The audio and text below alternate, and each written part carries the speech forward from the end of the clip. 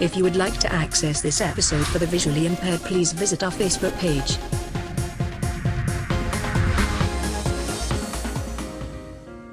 Welcome to TalkAbility.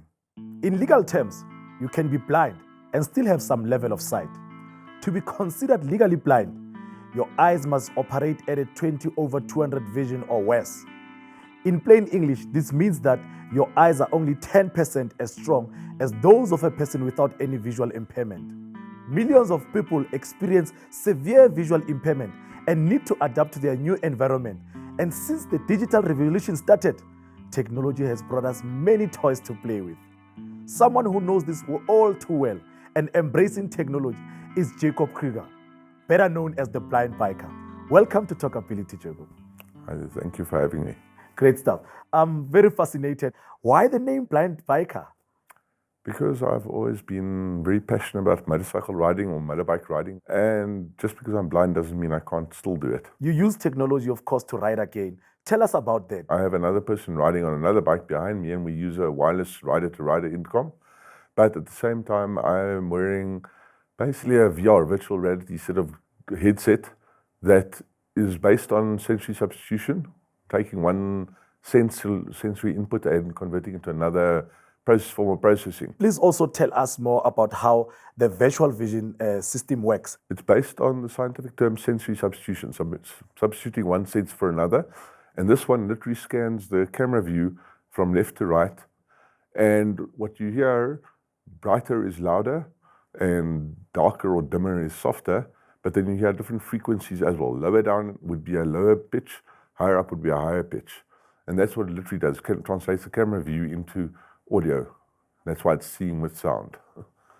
And I call it virtual vision because I build pictures in my head based on it all the time. But the other term for it is augmented reality for the blind, which is basically just assistive technology. I think this is so interesting. Let's have a look at how it looks.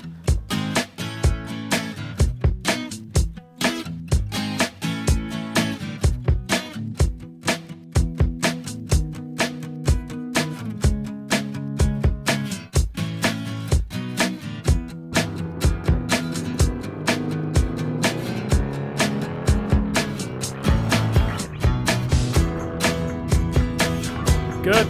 Pulling a left hand up, pulling to the left.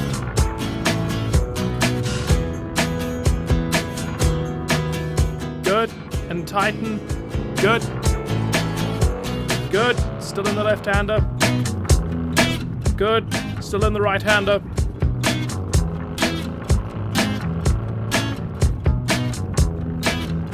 Jacob, you know, what we just saw is amazing. I know that you are already using visual vision to be able to ride. Yes. However, you still have Ian there as well.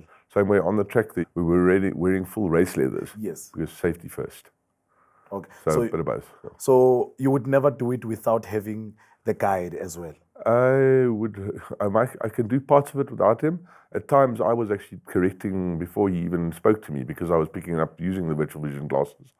But he'd always be there as backup just in case. I'm certain that a lot of people have heard about you and many other blind people have heard about you. Has that now encouraged other blind people to actually become bikers? I know of at least 2 or 3 people that are telling me they want to at some stage challenge me to a form of time trial.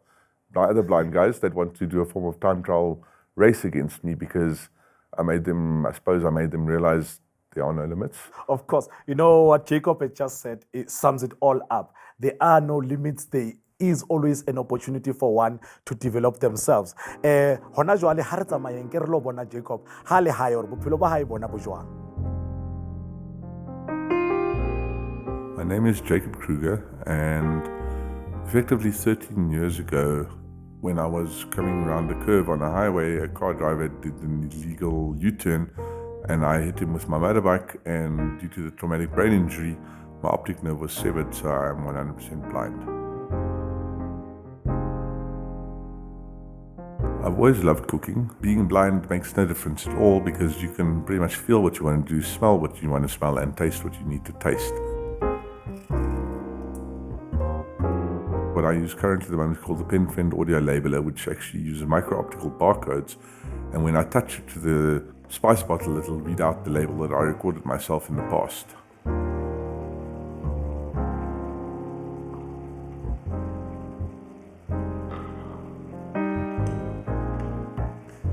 request to continue. Click to continue. When I was 11 years old, I got my first computer along with 5 books to teach myself. So I've always been self-taught. I made up my mind then already that I was going to be a web developer, and I have pretty much been a web developer now for 23 years. 1. How to build your own iPhone and Android app from a single JavaScript code base by using the powerful tool that turns websites into mobile apps. One of the things that I work with quite often is sensory substitution.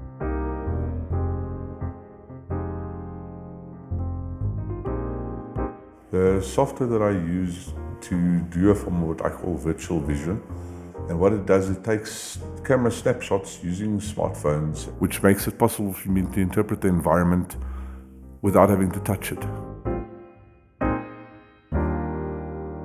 Resistance is futile, but acceptance is versatile, which means yes, I am 100% blind, but it doesn't mean I have to change or let the world change me. I can change the world to suit me. Jacob, on the inside, I see that there's different voices that you use for different activities. Why is that? That software that I use on my PC is the free open source software called NVDA, Non-Visual Desktop Access, that costs nothing. Okay. And the voice that it's using there, I rather go for the robotic, because it's rather than these natural sounding voices, they don't always pronounce everything right. Rather stick to robotic, and it's least consistent. And the nice thing with that voice that I will mention is that it can speak up to 40 different languages, including Afrikaans, and it has pronunciation for things like Sepedi and that. What apps are you using on your phone? We all use WhatsApp just to chat with our friends, and I belong to a couple of different communities. I also use Facebook. I also use email on my phone. I use for assistive technology. There's also a relatively recent one where you can tell it, I'm looking for the doorway. And as you scan your phone around, it'll beep when it sees a doorway. Or you can tell you're looking for an empty chair or the dustbin or etc. And these are just ways to make life a little bit easier, a little bit quicker. There are a lot of OCR apps, optical character recognition, but there's also a lot of artificial intelligence-based object recognition apps. But I can take it a lot further than that and use some of the artificial intelligence-based software on my phone to recognize images. I'm going to give you a silly example. This is one of the voices I prefer on my phone. So fast. That's because I'm so used to it that I set it that fast. Or you set it. Yes. So you can set it even slower as well. Yes, I mean, the voices everyone knows, the Google Maps voice, I could use that if I wanted, but it's too slow for me. I'm very interested what it would say about me. How about you take a picture of me? May I? Please. 1 design, 2 illustration, 3 material property, 4 ceiling, 5 technology, 6 interior design, 7 art, 8 finger, 9 space, 10 visual arts, camera active, right, take picture but. I'll tell you another thing that I installed for a quadriplegic a little while ago is called Evia Cam. Okay, and there's a PC version and an Android phone version that does face tracking. So this guy could use the on-screen keyboard on his PC or on his Android phone without using his hands at all. I'd love to have that one. Evia Cam. I'll send you guys the URL, but if you just do a search on the Google Play Store for Evia, EVIA Cam, you'll find it. I'm going to bring in your keyboard for you to be able to plug it in and show us how that works. Okay. Sibu, can you assist us with the keyboard, please? I'm just feeling where everything is. You do need to know, I don't always use, if I use the keyboard, I would use it for typing. I wouldn't really use it for navigation too much, but it's okay. T A L K A B I L I T Y. And now if I go space, it's probably TalkAbility S is space A G O D good S A O W show. TalkAbility is a good show, beginning of field. Well, technology is doing wonders to this world, and I'm just glad that it's assisting many of people like Jacob to be able to live their lives to the fullest. Ha re khutla re tla tswela pele ho sheba technology le tse ding tsa dintho tse sebediswang ke batho ba sa boneng bophelong ba bona. Hape re tla kopana le motswalle wa Jacob e leng Brand Steenkamp. Empa Brand yena pono ya hae ha o tla tabeng tsa technology ho e sebediswang ke batho ba sa boneng ha e tshwane le ena ya Jacob.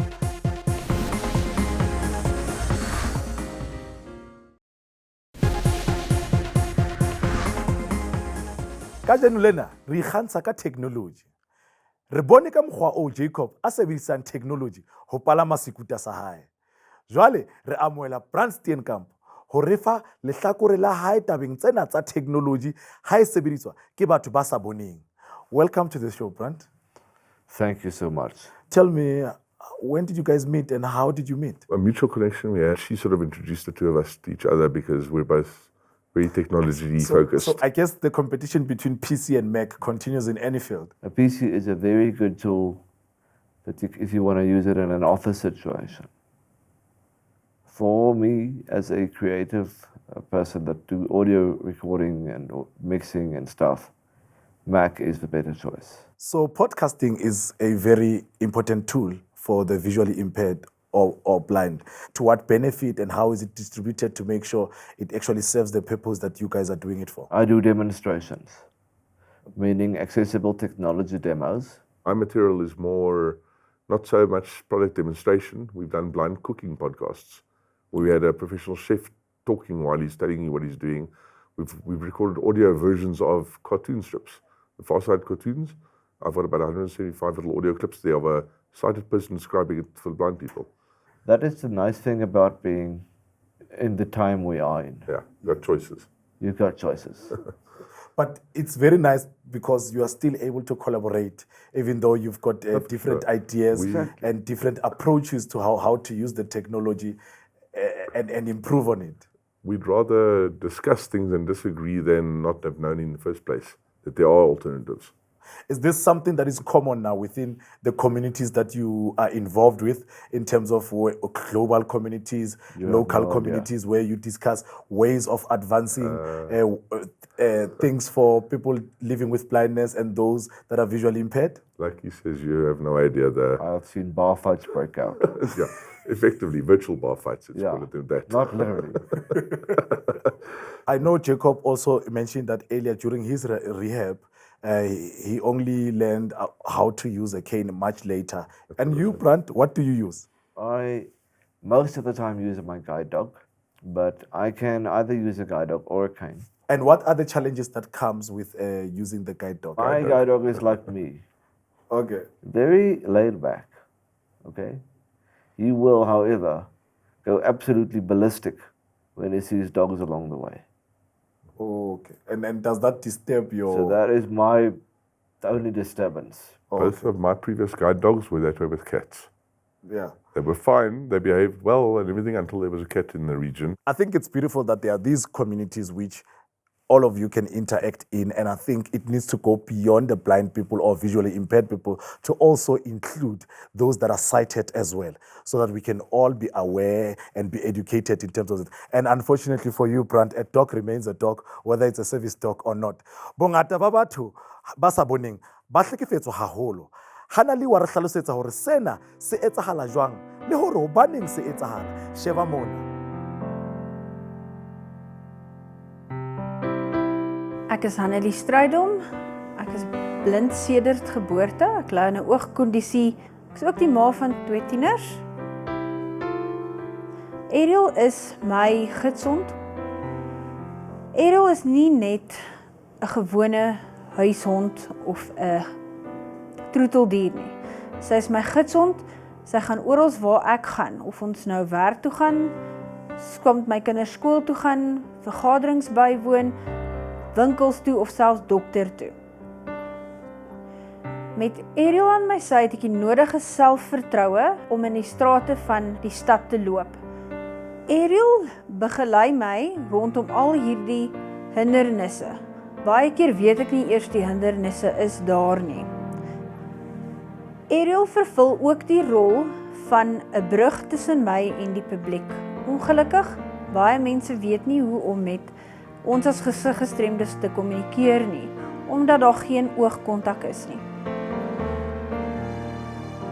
Mense het al vir my en Ariel by die winkels uitgejaag en het al selfs ons op straat gevloek. Ongeveer 3 weke gelede het 'n dame Ariel gegryp net nadat ons 'n straat gekruis het. Toe ek vir sê sy kan ongelukkig nie dit doen nie, het sy baie ongeskik geraak. Ariel is nie 'n troeteldier nie. Sy is 'n baie belangrike deel van my lewe en help my om my daaglikse take te vul. Praat Praat en hanteer asseblief met my asof ek jou gelyke is. Asseblief moenie met my kinders of my hond praat nie. Op die einde van die dag is ek die volwassene wat die besluite moet neem. Dit is net my oë wat nie werk nie. Die res van my werk perfek. Well, from what we've seen from the inset, I'm amazed that people speak to Ariel and not Hanegi. Is that common, where people would pay attention to the guide dog and not you? Unfortunately. Very, very common. Maybe let's talk about, let's say this, the do's and the don'ts around a blind person, especially towards the guide dog. My number one major don't just grab. Meaning don't grab me or my dog. Speak first. That's why the thing would be, for example, if you want to talk to my guide dog, tell me, and I'll put the guide dog off duty, and then you may talk to them, but only if it's suitable, suits us where we are right at that moment in time. What I would do, if I'm walking with my dog and somebody asks, may I please touch your dog? I would say, no problem. And I would tell my dog, sit. And he would obey. And I said, now you can stroke him. Yeah, I would also, if I'd release the handle, because when you're not holding the handle of the harness, the dog knows that it's not actually working. Well, it's working. Yeah. But it's not working right now. Actively, yeah. Brad, you've been blind your whole life, right? Yes. And why did you choose now to move from using the cane to using the guide dog? A guide dog only, you can ask Jacob here as well. They move quicker than a cane. You can, always. because if you trust your dog, Yeah. you just You're walk very at the fast. pace the dog's comfortable at. Oh, okay. And that's in the outside. And when you world. get a new dog, how's the transition? It's completely different experience from one dog to another. Yeah. My first dog, for example, was extremely fast. That dog was fast. How tired did you become with that dog? That thing was quick. You have no idea. The one I have now is laid back. So they all have different problems, different quirks. Well, they're dogs. Yeah. It definitely makes sense that one should not treat a guide dog like any other dog or a pet. There are a lot of technicalities that are involved there. They have a job to do. They are a service dog at the end of the day, and that should be respected. And also, we need to also take recognition of the owner, because that is the person that is actually living that life, and respect that person before we can even want to approach the dog itself. Ha re khutla, re tlo bua le Ochre Khan, yena ke blind access technology specialist e gemang ka dinako tsa hona jwale tsa technology e sebeletsang batho ba sa boneng.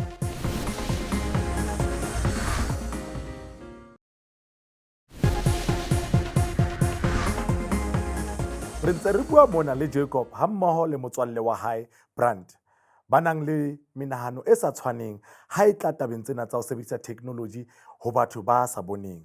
Jwale re kenyelletsa Ochre Khan a sebetsang ka technology ya batho ba sa boneng. Welcome, Ochre. Thank you for having me. Yes, you know, there's been so many advances in technology for the visually impaired and blind people. And what has been your favorite thus far? One device that I particularly carry around with me, and I've got it with me right now in my pocket, and I'll show it to you, is a device called the Sensory PBR. Okay. Big reason why I like it is when I'm walking in the street or in studio like this with you, and I need to take down your information, I can quickly pull out the device, record the information that I need, and then access it at a later stage. This is the device that I have. I've got a nice button on the top right, which is positioned very well, and it's got a braille dot that's just above it, just for basic orientation. If I press that just for a little while, it's going to switch on the device, and give it a few seconds, and the device will start speaking back to me. I'm going to scroll down again now, and basically what I'm going to be in my list of folders. System voice. Okay. System volume information. Folder. Daisy. Folder. And you heard it saying Daisy. I'm going to scroll down again. Documents. And there's Folder. documents. So I'm now going to open that using the center June key. 2017. Folder. And there it says June 2017. What I've basically done is I've broken up past exam papers with possible answers. And I've put it into different folders. So you are actually navigating, it's like navigating a computer screen without actually having a screen in front of you. Absolutely correct. So it's as if now I'm going into my documents and I'm scrolling through the different folders or files looking for the information that I want. Where is the future of Braille going? What is happening to that? I hear this one all the time from blind people all over the world. Braille is dead. And my answer to that is absolutely ridiculous. Would you allow your children not to learn to read? I would say the answer to that is an unequivocal no.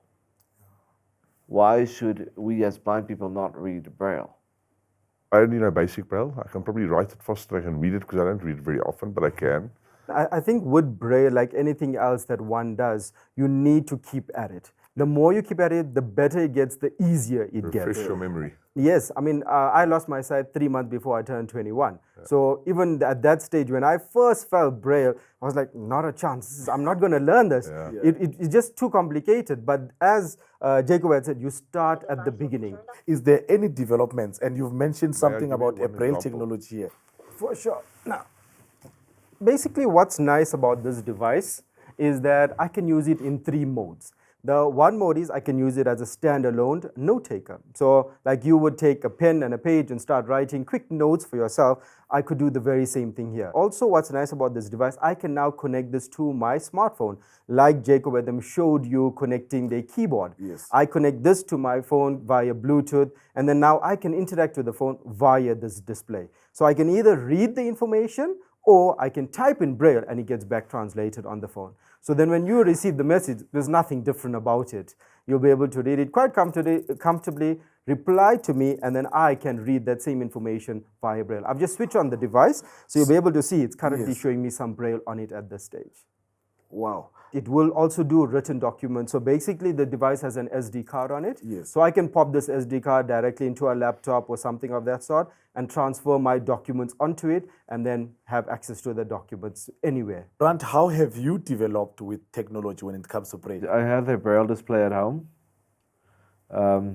which I obviously most of the time connect to my phone because my phone is what I use for almost everything. I mostly use it to read when I'm reading a book or technical blog or recipe or whatever. That is when it comes in very handy. There's also, apart from Braille now, technologies such as the GPS, AI. Do you think that will move into now replacing the service animals? No, never. Never. It physically cannot. It's useful, but you have to guide your guide dog. You tell him where to go. You're still going to need your guide dog to be able to assist you with those different areas, guiding you correctly, etc. And then AI, while it's good, I don't think it's ever going to get to that point. I've actually enjoyed myself with you guys. I've learned a lot. I'm so happy we had this conversation with you, and thank you guys for coming. It was interesting to see how our guests process information differently. However, we cannot deny the social and economic exclusions blind people face, especially since the world is designed for the sighted people. Join the conversation on social media and go to the TalkAbility website to access more information. For once, this episode was not the case of the blind leading the blind. Libito ke Reina Moloi, and we talk ability.